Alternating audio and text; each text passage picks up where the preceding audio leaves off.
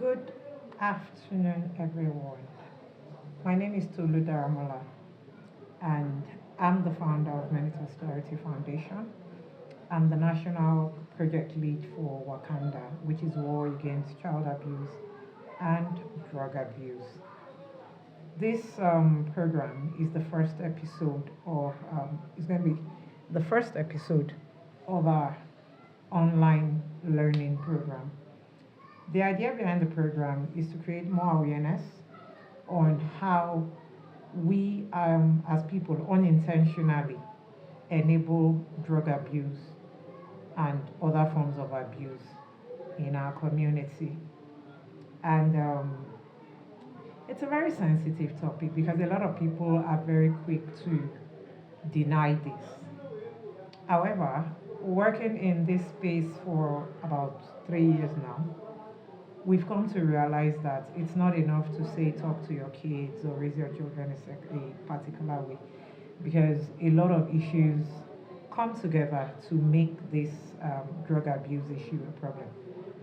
A lot of things happen before there's an incident of child abuse. And so it becomes very, very important that we take this conversation beyond the classrooms, beyond the school compounds, above the children's heads, and begin to speak to ourselves as adults who are in the space with the children.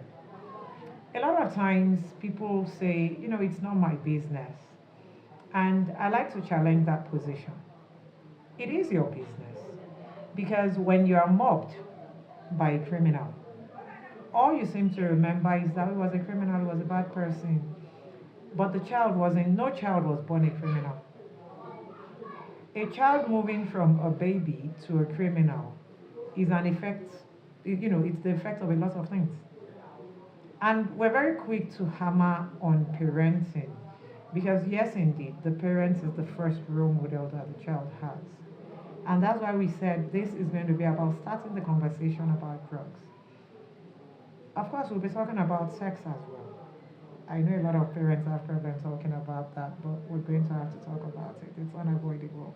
Okay? And while this might sound like something that is targeted at teenagers, I want us to be very clear. This is not targeted at teenagers. The parenting series is actually targeted at everyone, regardless of the age of your child. So we're talking to people from nursery parents to primary to secondary.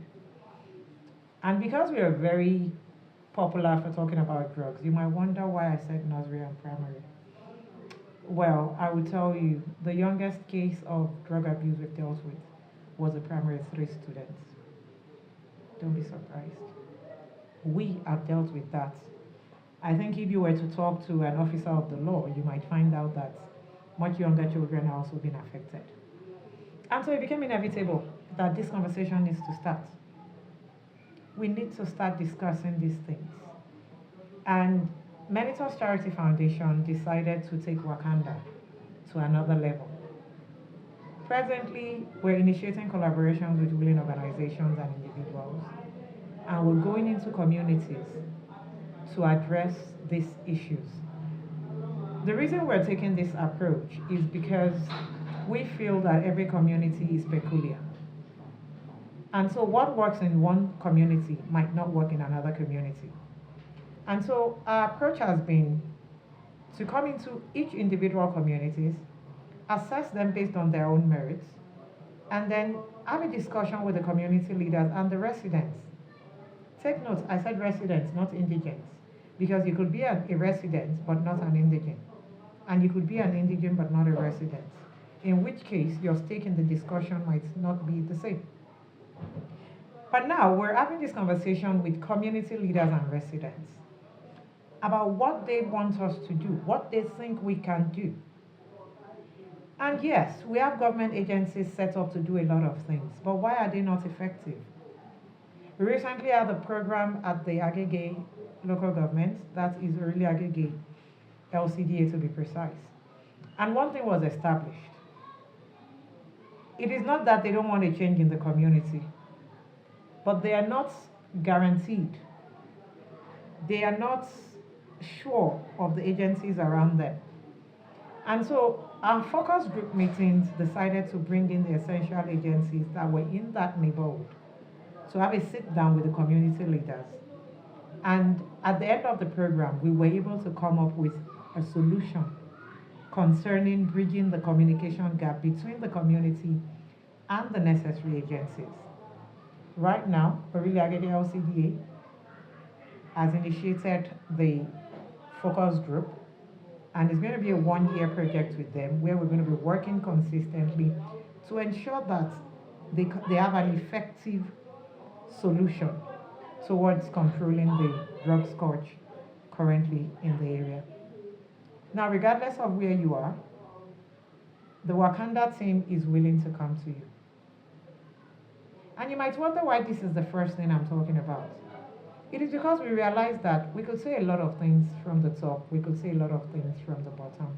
As long as there's a communication gap, it's not going to be effective. And so we're moving this conversation now. It's not about, we're not even funded. WACANDA, by the way, is currently not funded. We have zero funding. So anybody you see on the WACANDA team, including the government officials, they're actually there out of a passion for drug demand reduction. And so now we're saying, wherever your community is, as a parent, as a community leader, one of the ways to start this conversation is to get in touch with the WACANDA team and let them come into your neighborhood to educate the community about steps you can take. It's not enough that you're parenting your child in your house.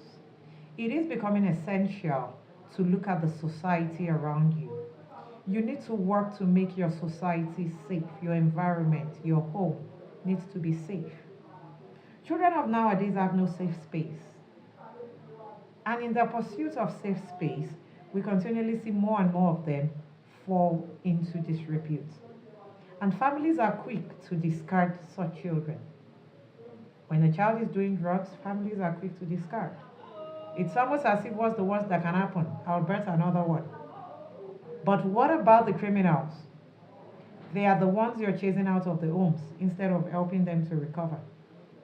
Instead of helping them to change the narrative surrounding their lives, you're abandoning them. And then they grow up as adults and they become a menace. And that's when you want the government to come in. But in the same vein, nobody wants a family member in police cell. Nobody wants a family member shot to death, during a gunfight. These criminals are not falling down from heaven, nor are they coming out from the pits of hell.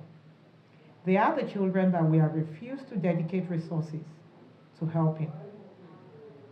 And that is where we are coming in. WACANDA was against child abuse and drug abuse.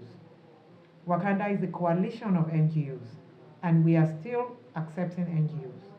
Any NGO that is interested in this movement is free to reach out to us on 0909 355 7121. When you reach out to us, we will talk to you on how to engage with your communities, and we will support you to the best of our abilities. Remember, WACANDA is not funded by anyone yet. We hope to get sponsored at some point. But for now, we take all NGOs that come on board through a basic training to enable them know how to engage with the communities. And we make our coaches available for CDCs, for CDAs, for resident meetings, for union meetings, to ensure that proper information is disseminated. Remember, this generation deals with facts. If you try to tell them myths, they are quick to put you down. So it's important that you have the right information while you engage with the children, so that they are not, disillusioned about the fact that you're just giving them another myth. Superstition might have sold. It might have worked in the 80s. This is 2024. These children have facts. So if you're going to fight any misinformation they are getting, you can start by making sure that you provide access to the right information. You need to get the right information. You need to enable more people to get the right information. Only then can we begin to make a dent in this war against child abuse and drug abuse. Remember, it's not one person's fight, it's everyone's fight. Thank you.